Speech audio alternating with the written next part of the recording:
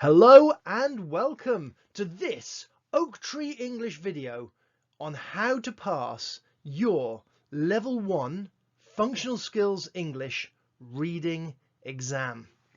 We're going to go through it question by question, but before we do that, let's have a little think about what's involved. Firstly, this is for the Edexcel Pearson Functional Skills English Level 1 reading exam.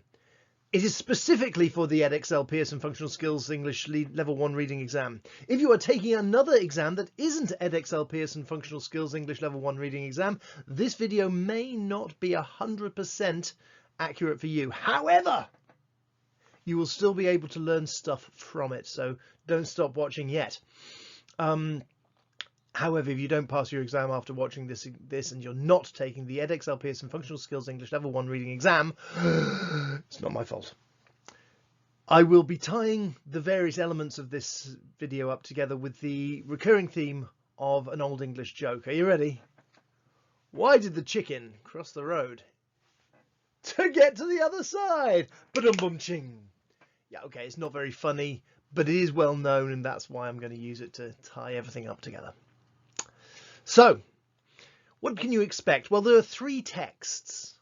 They are imaginatively called text A, text B, and text C.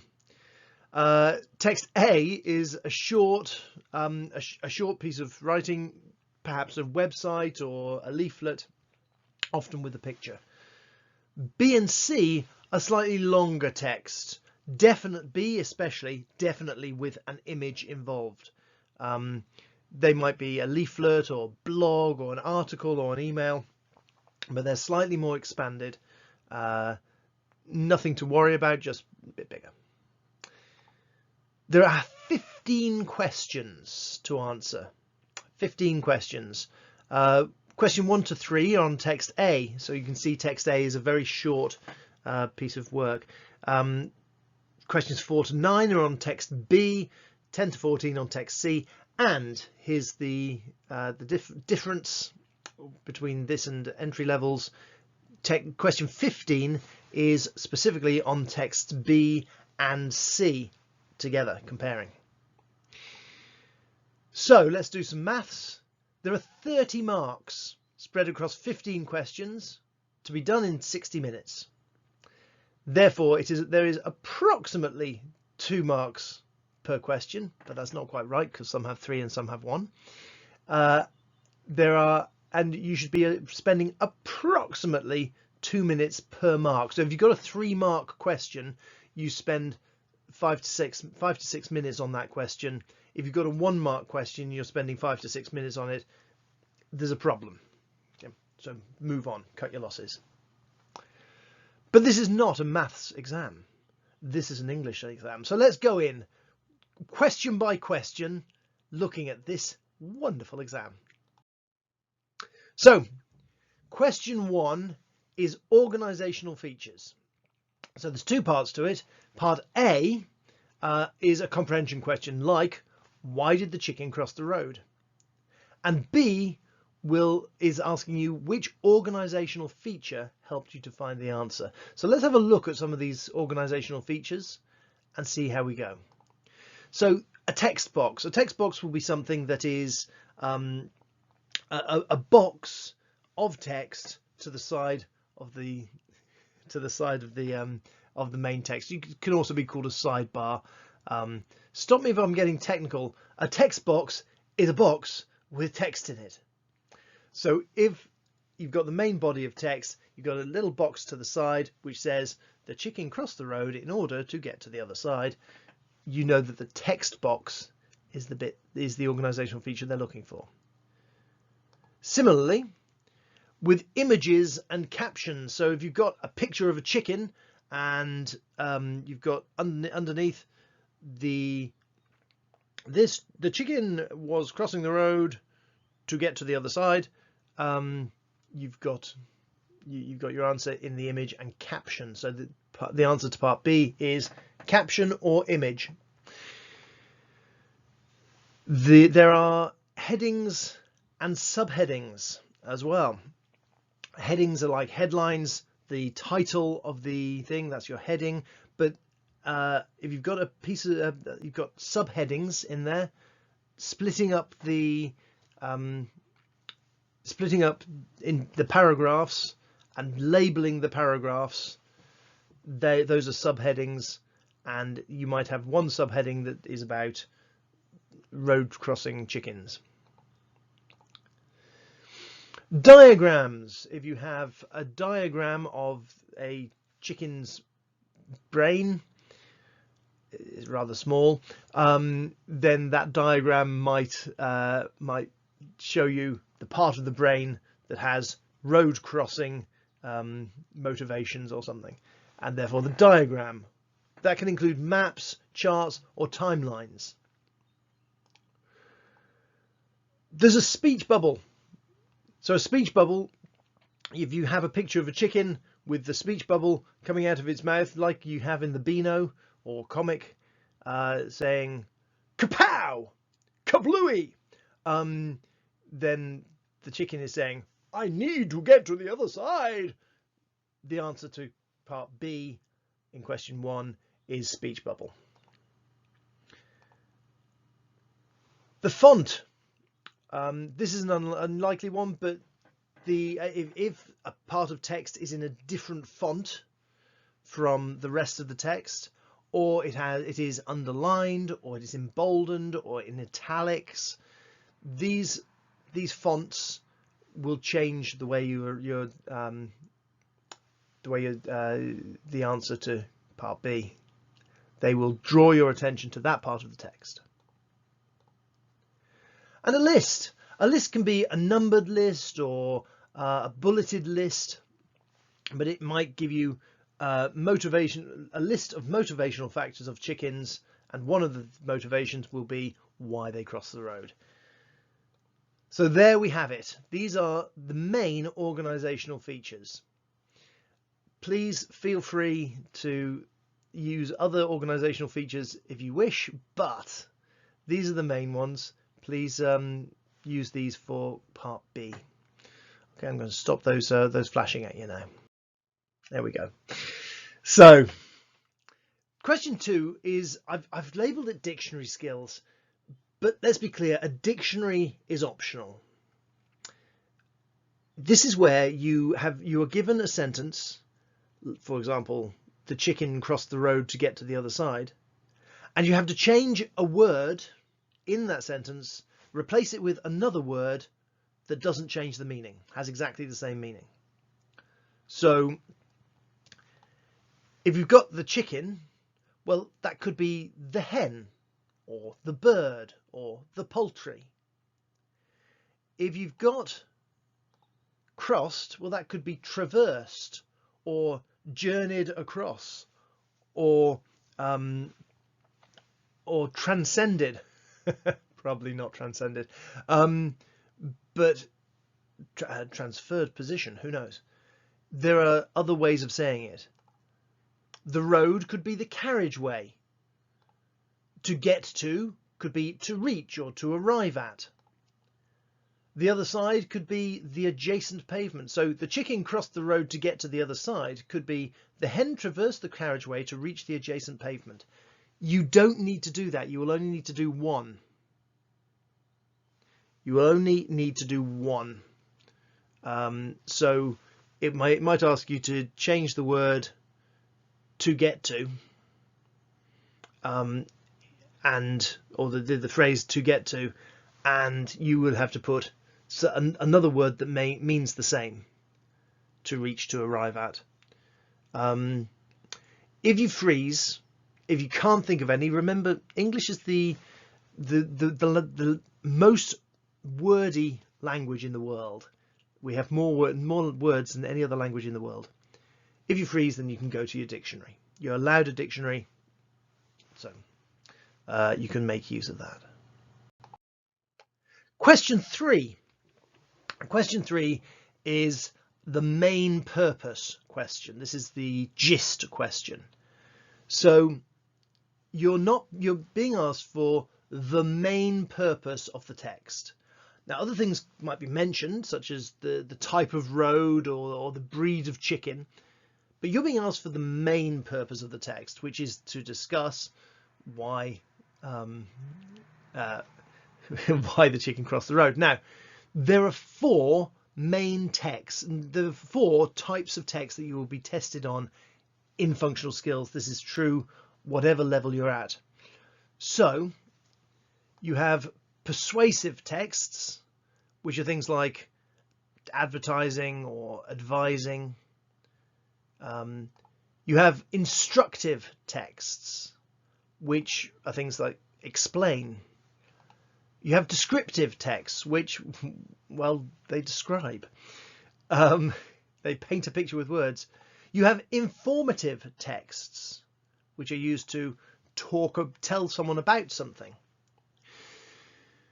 So you can remember this with PIDI, P-I-D-I, persuade, instruct, describe, inform. Those are the 4 types of text that you will be studying at functional skills. Try and start your answer to question 3, the gist question, with sorry, now you're choosing one, aren't you? You will be asked to choose one of these. And that's all of text A. Text B starts at question 4. So in question 4, you're asked to identify 3. You'll be asked to identify 3 things against 2 criteria. And you've got to be careful to match them to both of those criteria. So, for example, identify 3 breeds of chicken, there's the first criteria, that like to cross roads. Aha! So there might be 5 breeds of chicken mentioned. You're being asked for 3. Which 3? The 3 that like to cross the roads. So if you've got you may know that the speckled Sussex is well known for staying on one side of the road, whereas the Rhode Island Red is a wanderer who wanders around. See Chicken Run for details. Thus your answer would include the Rhode Island Red, but not the speckled Sussex. Watch out for trick answers. This is where the examiners get a little bit nasty, because they put little tricks in there just to fool you. So watch out for those. You're looking not just for the breed of chicken, you're looking for the chicken that likes to cross the road. There are 2 criteria in question 4. In question 5, you need to know your punctuation. For native speakers, this will be very, very easy. For international students, you may find this a little bit trickier, because you might have different uses of punctuation in your language. For example, Spanish have the upside down question mark at the beginning of a question, and that can happen in the middle of a sentence, or the upside down exclamation mark to begin an exclamation. We don't have that in English. That's just for example. We don't use dashes in quite the same way that the Germans do. So these are all punctuation marks. Be aware of how we use punctuation in English. So an example of the question might be, why is the word bantam in brackets? And of course, it's because brackets give extra information. Why are commas used in the list of major road crossings? And of course, you put commas between pelican, zebra and chicken. There is no chicken road crossing. This is a vast oversight. Write to your MP. But of course, you use the commas to split up the items in a list. Or what is the use of the apostrophe? And of course, there are only 2 uses of an apostrophe. There's omissive and possessive. So if you can't think of what an omissive apostrophe is, then you won't be able to answer these questions. And I'll just tell you that is, I'm using the omissive apostrophe because it's when you miss out, you omit a letter. The possessive, this is John apostrophe S, John's pen. It isn't, it's mine, but don't tell John I've got it, okay? Between you and me. So you've got the possessive use of the apostrophe. If you want to know more about punctuation, and I can tell from your face that you do, I recommend going to my channel, looking at my SPAG for functional skills, SPAG, spelling, punctuation and grammar for functional skills video, which should help you. Okay, that's punctuation. Question 6 is image. This is not about your self-image. Okay, nobody cares how you see yourself. That's not true. We all care, but the examiners don't care. This is about extracting information from a picture, a photograph, a diagram, something like that. So you'll be expected to interpret the words, but interpret pictures too. This is not a technical thing, and most of you will find this very, very easy. Some people may have a mental block on it, therefore you may need to practice. If you need to practice, I recommend spend some time in art galleries.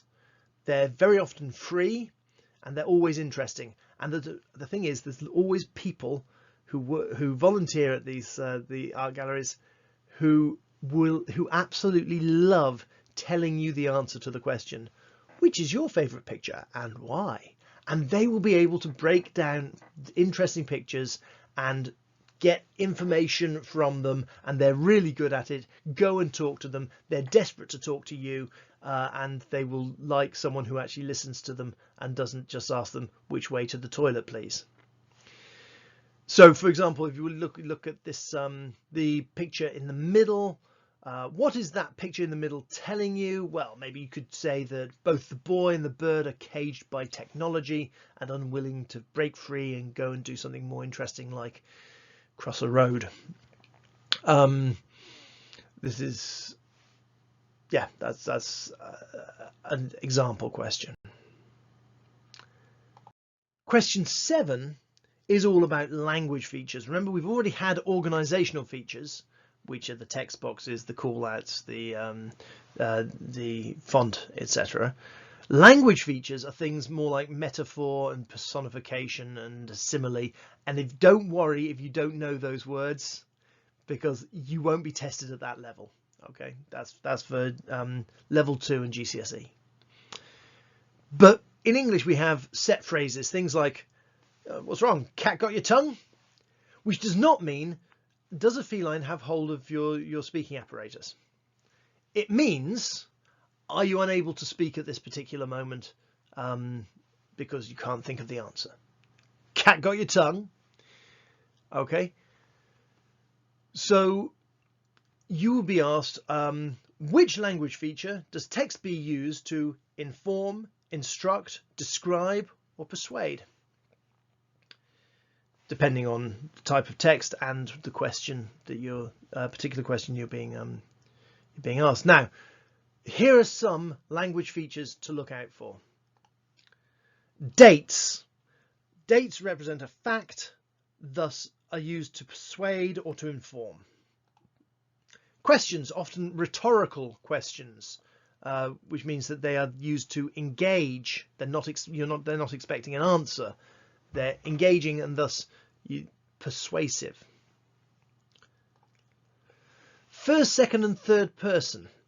If you're an international student, you know exactly what this means. If you've learned other languages, you know exactly what this means. However, for some of you, this will be an unusual turn of phrase. Therefore, first person is when you're talking about I or me, and that's usually persuasive. I did this, I did that, or could be informative. Direct address is you. Your country needs you. Sorry, I came over all Kitchener there. Second, so it's direct address. It's when you're addressing the person. That's usually persuasive because it's engaging you directly. Third person, that might be descriptive. He, she, it. He crossed the road. She attacked the chicken. It ran away and followed the first person across the road. him across the road. Commands. Commands are there to persuade, or more usually to instruct. So a command is when you're being told to do something. In order to cross the road, you must first get off the curb. In order to get the chicken across the road, you must first pour some seed on the other side. Exclamations are followed by an exclamation mark. That's how you can pick them out. They're often there to inform or very often to instruct. Stop in the name of chickens before they cross the road. Thinking over, they have an exclamation mark. They're things that very often you would shout. Statistics. Statistics are there to persuade. They're there to make something look factual. They're there to make something look official, and they're there to persuade you to think in a particular way. The rule of three, and this is something that politicians use all the time. So watch politicians speak, and they will give you a list of three things. The human mind works on base three. So they will give you three things to think about. Chickens are prone to seeing, contemplating and crossing roads, for example. Location, location, location. If all else fails, think of your deforest techniques. Deforest? What's he talking about? Ah, he's talking about the Forest of Dean. I've got family there. No, I'm not talking about the Forest of Dean. Deforest is a way for you to remember certain language features. For example, direct address. That's using you, second person. Alliteration. Awesome alliteration. That's where you've got two letters, the same sound beginning two words. It's like rhyme, but the other end. Facts, opinions. We'll talk about those in a moment or two. Repetition, repetition, repetition. See what I did there? Emotive language. God, this teacher's ridiculous. He's so stupid. He's so annoying. He makes me want to pull my hair out. Emotive language. Statistics. I think we all know what statistics are. If not, you've got a dictionary. Triplets, also known as the rule of three, as previously mentioned. Chickens are prone to seeing, contemplating and crossing roads. These are language features, and you will need to understand them, not necessarily produce them, just understand them for this exam. You will also need to be able to show understanding. So you'll be given two short quotations. When I say short, I'm talking like 2 or 3 words, direct from text B. And you must explain what they mean. This is often figurative, so you'll be expected to understand it in context. Remember, if you get something like, what does the text mean when it says cat's got your tongue?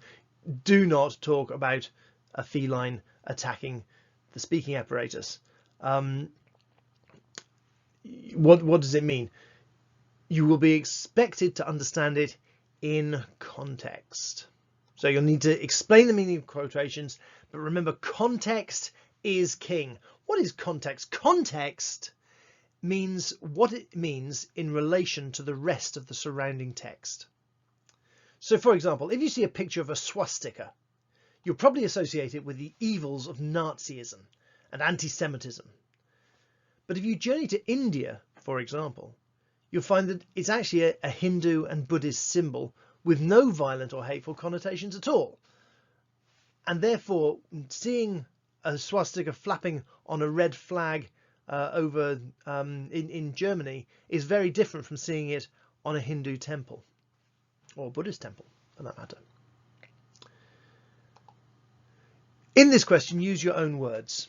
This is really the only creative writing you have to do in the exam, and it's only a few words. You're not expected to write an essay on this. You are being asked, what does it mean when it says the cat's got your tongue, and it means, or scared out of your wits, it means that you are very, very afraid. Use your own words. Try not to use the same words that are in the quotation, because that's just repeating, isn't it? And here's something you should always do.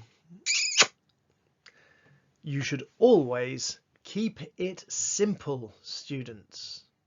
Don't overthink this. Don't over exaggerate it. Okay? Keep it simple, students. That's question 8.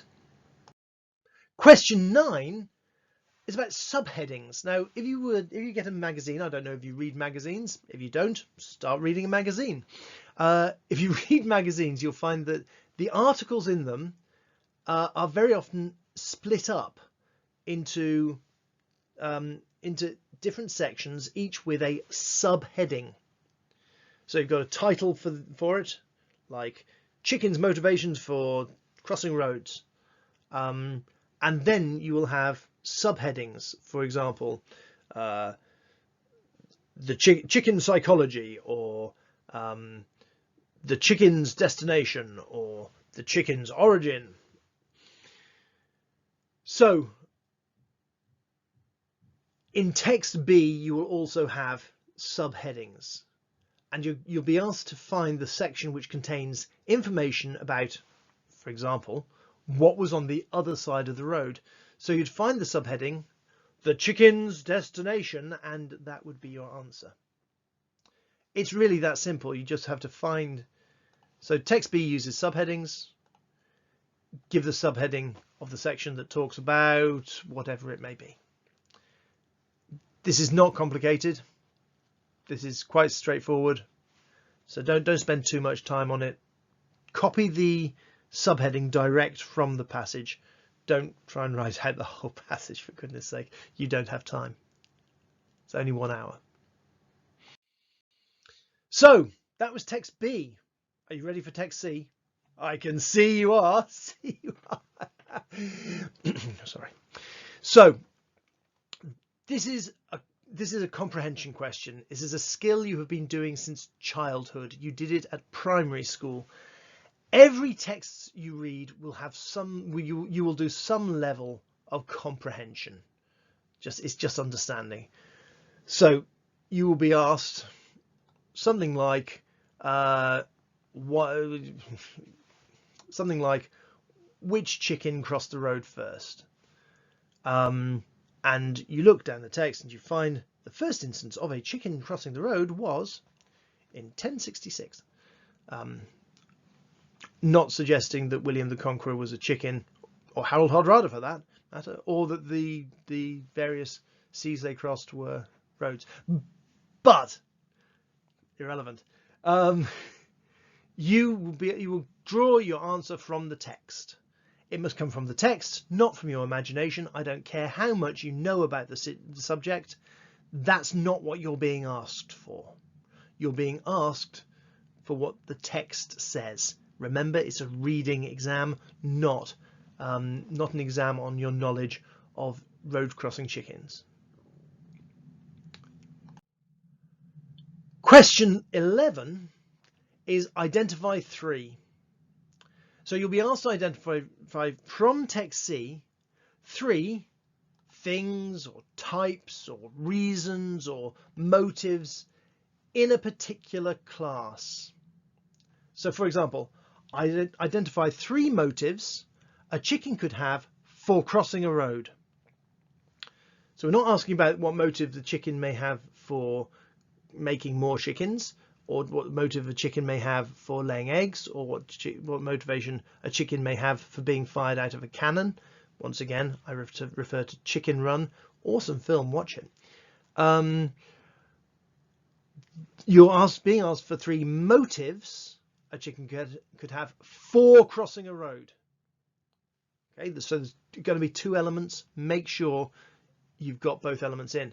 So your answer could be to get seed from the other side, to get away from the fox on this side, or to fulfill its destiny, because as we all know, the destiny of a chicken is to cross a road.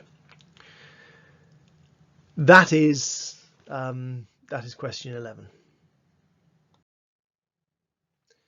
Now, for those of you who know inside out, you know that facts and opinions often get mixed up and often look very similar. But there is a difference. So let's quickly define what a fact is. A fact is something that can be proven or tested. It doesn't necessarily mean it's something that's true. If it's being presented as fact, it doesn't necessarily need to be true.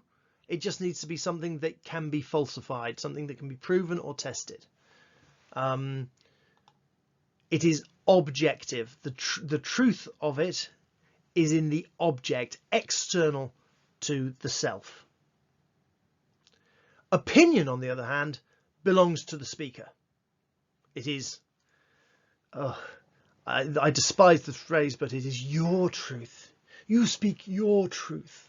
Man, that's annoying. Because, of course, for me, truth is always objective, not subjective. Subjective means it belongs to the subject. So it's true for you, which is, again, it's an annoying thing, because if it's not true, it's not true for you and not true for someone else. It's not your truth. That's just modern nonsense.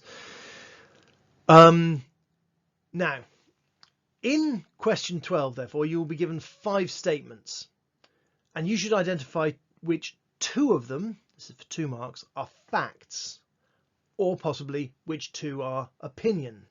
So which 2 are objective, which 2 are subjective, and you'll be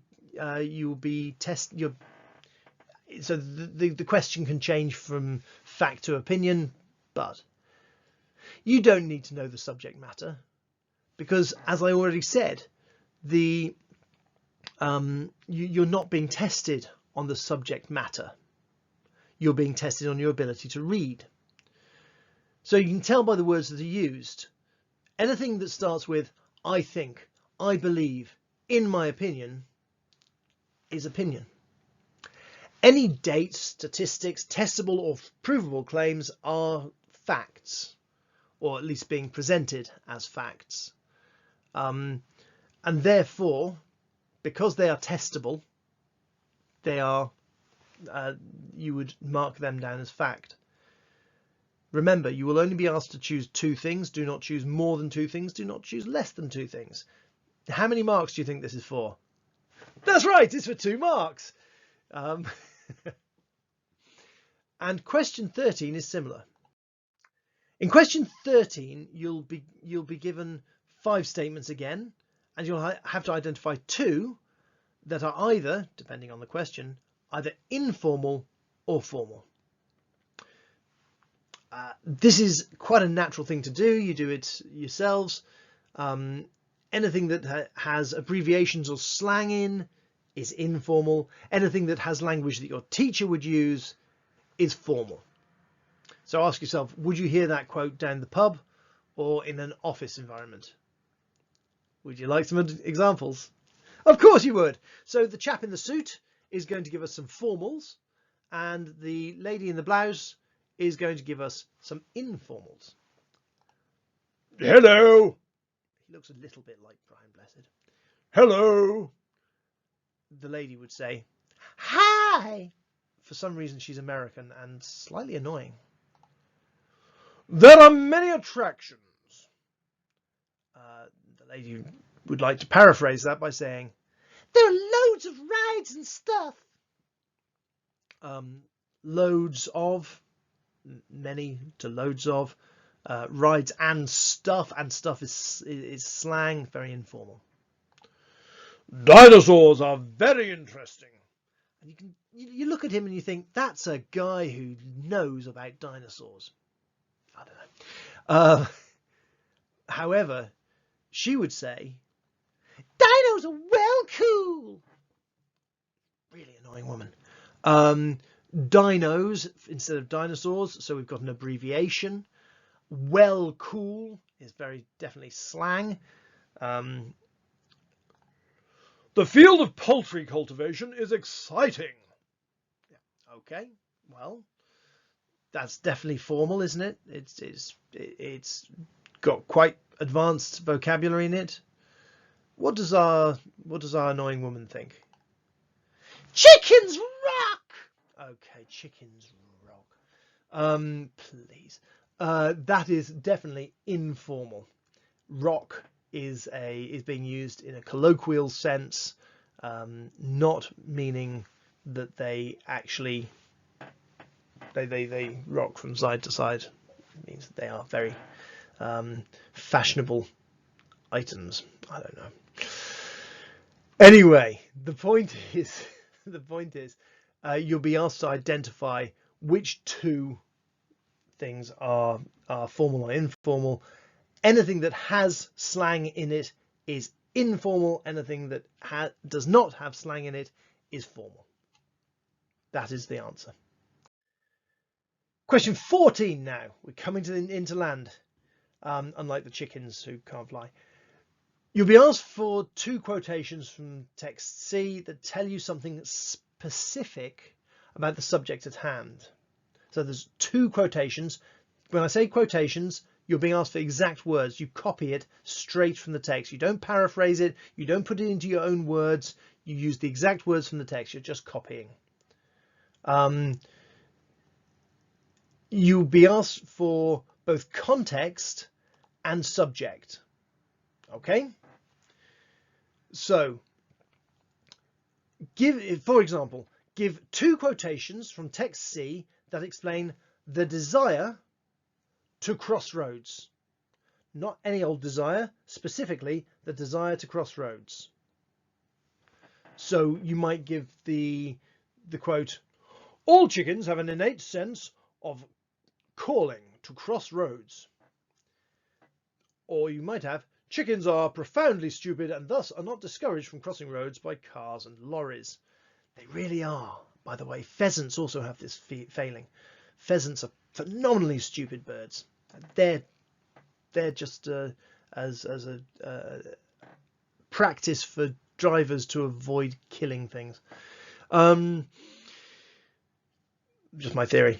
So when you're answering question 14, you give two quotations that explain the two things at the same time. Make sure you've got both context and subject. Okay, good, glad to hear it. Would you like question 15? Question 15 is where we differ from the entry levels. This is a bit of a step up. You're asked to compare texts B and C. It's the last question.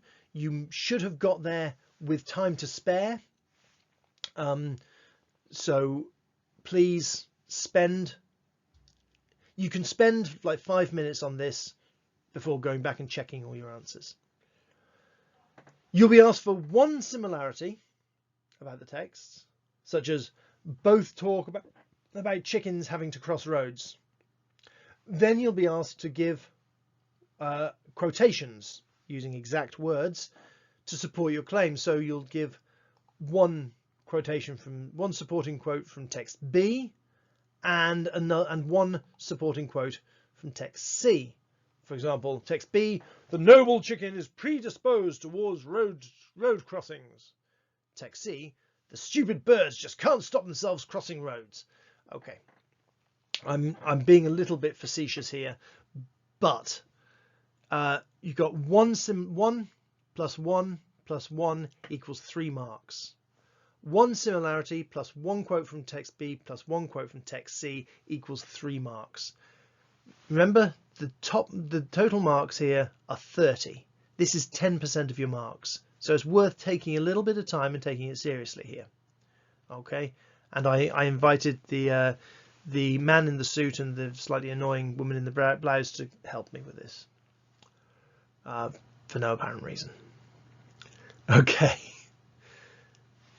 Okay, so all that it remains for me to say is good luck. We've been through the format and expectations of the Edexcel Pearson Level 1 Functional Skills English Reading Exam. I hope you now feel prepared and enthusiastic, so all I need you to do is go and knock it out of the park across the road, careful of chickens when crossing the road to go and get your ball. And also when driving along the road, try not to run any chickens over. They don't like it. If you've enjoyed or found this video useful or helpful or engaging or entertaining or just very slightly annoying and you want to annoy your friends, please like, share and subscribe to the channel. Please feel free to leave a comment on how lovely my nice blue shirt is or whatever you'd like to say. Or if you would like to give an alternative reason for chickens crossing the road. Otherwise, go pass that exam. Thanks very much. Goodbye.